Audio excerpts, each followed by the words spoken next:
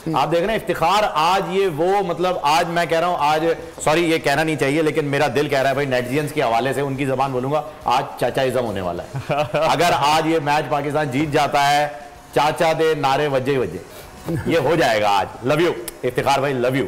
बहुत ही जबरदस्त जो है वो आप परफॉर्म कर रहे हैं। ये हमारे जो बड़े बड़े बल्लेबाज फर्स्ट क्लास लेके गए हैं बॉलर, वो नहीं कहे सर हमें वेरी क्विकली वापस जाना होगा क्योंकि टाइम हमारा खत्म होने वाला है, 2 मिनट है हमारे पास। धानी को बिठाया हुआ है, जमान को खिला रहे हैं जिसकी बॉल सीधी जा रही है। और ये आज की बात नहीं है कि चलें आज पिच का मसला हो सकता है, कुछ हो सकता है। आपने रिसेंट डेज में भी जमान को खेलते हुए देखा है, उनके पास कोई मैजिक बॉल नहीं है, कोई हिडन बॉल नहीं है जो कि वो कराएंगे और सरप्राइज देंगे।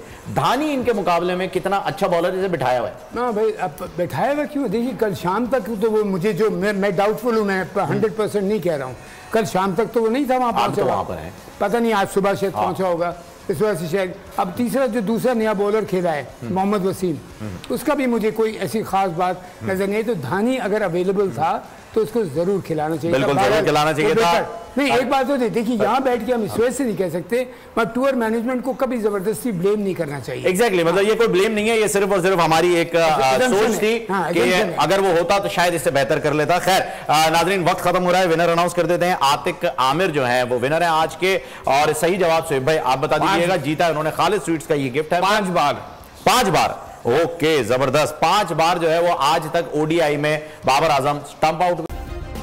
सब्सक्राइब करें और बेल दबाएं ताकि कोई खबर रह न जाए।